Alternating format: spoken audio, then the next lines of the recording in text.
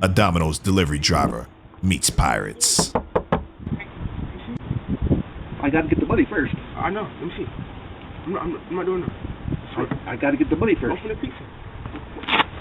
2 pan pizzas. Looked like they took something out of his car also, the two in the back that ran off.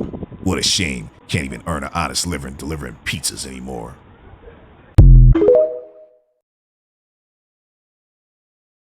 I've been sexually attracted to little girls for the past 60 years, but choose not to act on it.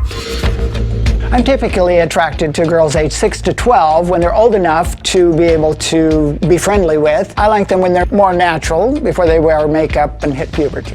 When I see a little girl, I sense that I'm attracted to her. I very rarely am sexually aroused by little girls. So there's a big difference between attraction, arousal, and action.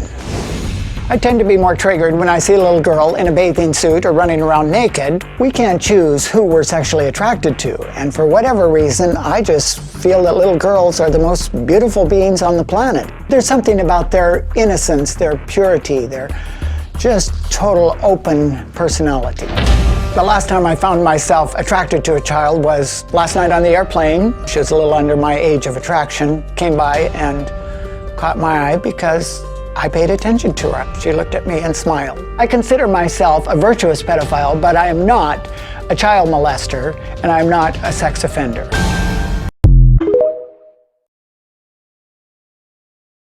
This is the woman people are calling the real-life Gone Girl. She faked her own horrific abduction and wasted 5 years of police time. You're not going to want to miss this one. It is absolutely insane.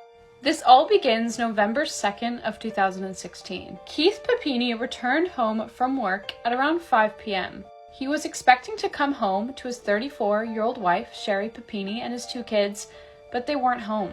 Keith called the daycare where his kids were staying and asked when Sherry came to pick up the kids. The daycare then told him that she never came, so the kids were okay. He immediately finds this very strange, calls the police, and reports her missing. This was taken very seriously by the police. She seemed to have vanished out of thin air. It wasn't long before the news was reporting on it and her missing posters were all over California. Because there were no leads, fingers pointed at Keith, the husband. Everyone thought it was Keith. He even took a polygraph test and passed it, but people still thought it was him. That's until 22 days later, when Sherry returned. 150 miles away from where she was last seen, a driver finds her walking on the side of the road in chains.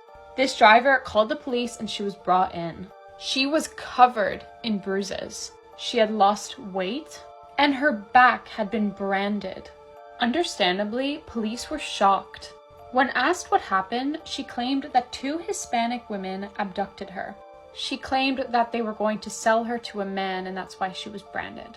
Police were taking this very seriously. Sherry explained in detail the abuse that she went through and the room she was in. She also described the women enough for them to create a sketch of people who did not exist, because it was all a lie. Police found it very strange that these abductors just let her go, but this isn't to say that they didn't believe her. They definitely did, and they took it very seriously. They were determined to find out who did this to this poor mother of 2. The government helped pay for therapy for her PTSD and anxiety after this event. During this time, police were testing her clothes and they finally found DNA. This DNA belonged to a man, not a woman. And she apparently encountered no men during this kidnapping. They put it through the police database and nothing came up. That's until 2020 when they decided to put it through a genealogy database, hoping that someone related to the person with this DNA went on like Ancestry or anything like that. With this, they were able to find the exact person with that DNA. And this person was Sherry's ex-boyfriend. The story only gets crazier from here, so come back for part 2. It'll be up the moment I'm done filming. Part 2 of the girl who faked her own abduction. The story gets pretty insane from here. So the police matched the DNA to a man named James, one of Sherry's ex-boyfriends. Police show up to his house with a load of questions. And finally, he started talking. James confessed that in 2016, Sherry got in contact with him, claiming that her husband was extremely abusive. He told her he was willing to help her, and she asked him to rent out a car and pick her up. He wanted to help her disappear. During this time, she stayed at his house and slept in his bed while he slept on the couch. He said that it wasn't long before she started acting erratically. She would stay in his room in the dark. She wouldn't eat. She was losing a ton of weight. She would sit and watch news reports about her own case. She then started hitting herself with objects to create a bunch of bruising all over her body. And she cut her hair off. Very gone girl. Nearing the end of her stay, she asked him to brand her. And he was like, I don't want to do, that's going to hurt you, no. But she begged him to go and buy the supplies. There's evidence of all this, by the way. She had a secret Pinterest board where she was researching what branding tools to use.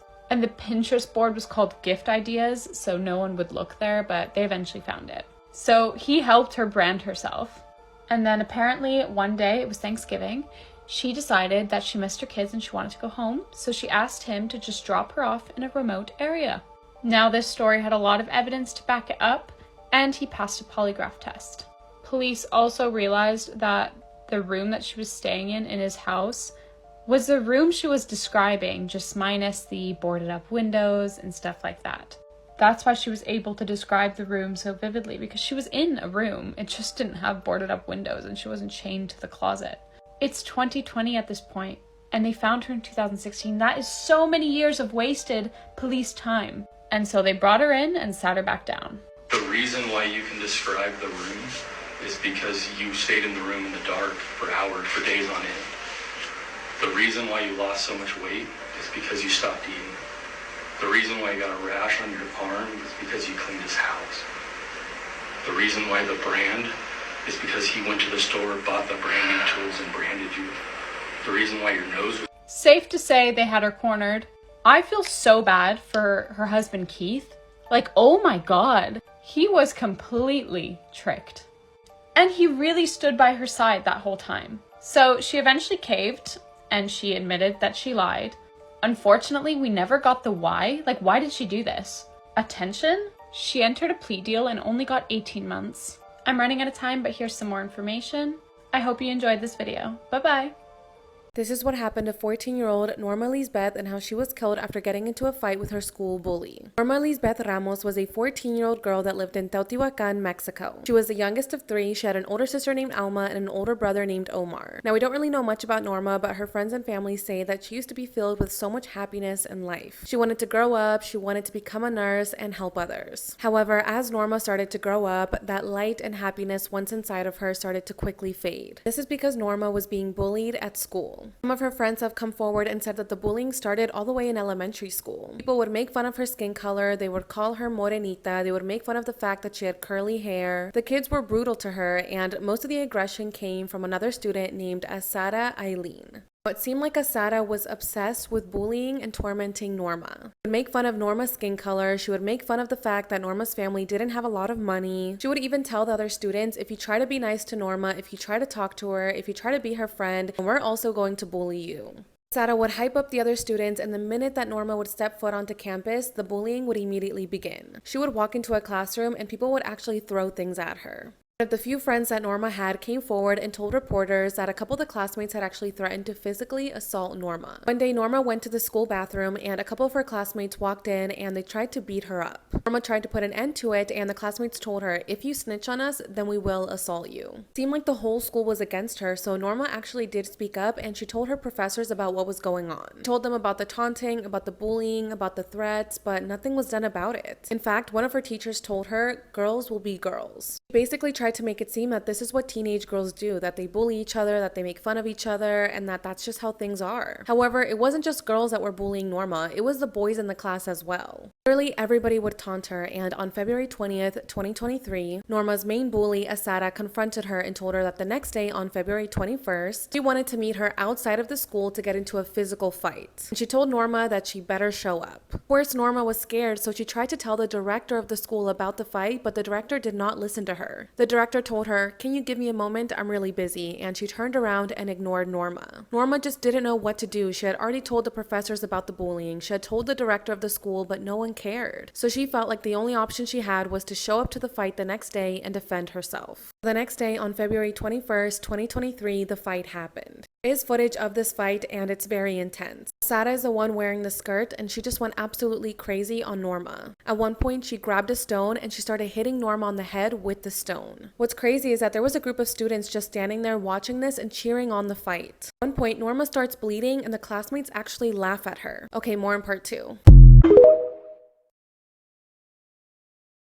This is part 2 on what happened to 14-year-old Norma Lisbeth and how she died after getting into a fight with her school bully. There's a group of classmates just standing there, watching the fight, cheering it on, and acting like this is some fun activity. Sara was punching Norma in the face, and she even grabbed a stone and started hitting Norma on the head with the stone. Now, the only reason that the fight stopped is because a couple of the neighbors saw what was going on and they called the police. Everyone just kind of dispersed after the fight ended, and Norma went to some of the neighbors to get some help. There's actually footage of this as well, and you can see Norma sitting on the rocks and her nose is bleeding and she just looks so injured. Neighbors are giving her tissue to stop the bleeding and they're telling her that help is on the way. Paramedics arrive to the scene and they take Norma to the hospital to treat her injuries. They tell the family that she has a broken nose, they give her some pills, and then they send her home. As a result of the fight, the director actually suspended Sara and Norma. They're gonna be suspended from February 22nd to March 21st, but they would have to come back between March 6th and the 10th to take exams. The director also said that both families had to split the medical bills. And when Norma's family heard this, they were upset because they felt like Norma was a victim in this situation. She was the one that was being bullied, she's the one that was being threatened, and she was the one that got a broken nose and was hit on the head with a stone. Now, Sara's family wasn't upset because her daughter had just done something so brutal. They were upset at the fact that they had to split the medical bills. Norma's older sister, Alma, confronted Sara and said, "Look at what you did to my sister, you broke her nose." And according to Alma, Sara showed no signs of remorse. She actually started laughing, she was being cocky, and she was proud of what she had done. She told Alma, "Yeah, I beat up your sister, yeah, I broke her nose, but it's her fault. She should know how to defend herself better." This girl showed no remorse for what she had done. Norma was stuck at home during her suspension, and at first it seemed like all she had was a broken nose. However, as the day started to progress, Norma started to get sicker and sicker. She started to feel nauseous, she was getting dizzy, and she kept throwing up. Something just wasn't right, and on March 6th, when Norma was supposed to go to the school to take her exam, she actually fainted and she was immediately rushed to the doctor. They did some tests on her and then they sent her back home with some more medication. However, nothing was helping, and every single day Norma continued to get sicker. Monday, March 13th, 2023, Norma woke up that day feeling sicker than ever. She was throwing up, she felt nauseous, and she went upstairs to her bedroom to get some rest. She called over her sister Alma and asked her if she could bring her a bucket because she felt like she was going to throw up. Alma brought her the bucket and she laid on the bed with her sister, just trying to comfort her. Alma says that one minute her sister Norma was talking and was awake, and then the next minute she wasn't. She stopped breathing and her eyes closed. They rushed her to the hospital, and that's when doctors told the family that Norma was dead. Turns out that she had way more than a broken nose. She actually had very severe head trauma, and this was because Sara had hit her on the head with the rock. In the end, Norma died from craniocerebral trauma. Family was just absolutely heartbroken by this, and they just wanted Sara to be caught and arrested for what she had done. According to some of Norma's friends, some of the classmates showed up to the funeral to make fun of her. Even after her death, she continued to be bullied. Okay, more in part 2. Part 3 on what happened to 14-year-old Norma Lisbeth and how she was killed after getting into a fight with her school bully. So yeah, according to this friend, even after her death, Norma continued to get bullied and taunted. The fact that classmates showed up to her funeral to make fun of her is wild. As for Sara, the one who killed Norma, she showed absolutely no sign of remorse. She never called the family to offer her condolences. She never took accountability for anything. In fact, after Norma died, she wasn't immediately arrested. It wasn't until the case started to go viral on social media that the investigators finally took the case seriously. Fired the director of the school, and they immediately began searching for Sara. And on March 18th, 2023, Sara was finally arrested. Now, since she is only 14 years old, she was sent to this correctional facility in Mexico that's specifically for minors. The place is called the Quinta del Bosque Correctional Facility, and at this facility, you go to workshops, you go to classes, you go to therapy, you basically do activities to try to become a better person. The maximum sentence that you can have at this facility is 5 years. Unfair that Sara took someone's life. She literally killed Norma. She hit her on the head with the the rock, and all she might get is just 5 years at a correctional facility, a facility where you go to therapy and you go to workshops and you do like group activities, just doesn't seem fair to a lot of people. If she felt grown enough to taunt Norma, to bully her, to assault her, and to fight her, then she should be grown enough to be charged as an adult. The fact that she was acting all cocky and proud in front of Alma and told her, yeah, I beat up your sister, yeah, I broke her nose, just shows the kind of person that Asada truly is. She showed absolutely no remorse, and the family feels that this is not justice. The family is happy that the director of the school was fired, but they also feel like the professors and the other classmates need to face some consequences. The professors knew about the bullying, but they didn't do anything to protect Norma. The family also feels like all the classmates that stood there and watched this happen should be held accountable. They should either get suspended or be expelled from school because they took part in the bullying. It's so heartbreaking that Norma tried to get help, but she didn't receive it. It's really sad that the last few months of her life she was filled with so much sadness, with so much heartbreak, and with so much disappointment. She did not deserve this, and we need to do better. Something needs to change, and I hope that everyone that needs to be held accountable for Norma's death is held accountable. My thoughts and prayers go out to her family. I am so sorry that this happened to her, and it's just so heartbreaking because she was just a couple of weeks away from her 15th birthday. Her birthday is on April 25th, and she was so excited to be turning 15 years old. It's just so unfortunate that she never got to make it and that her life was taken from her. Hope that Norma truly gets justice.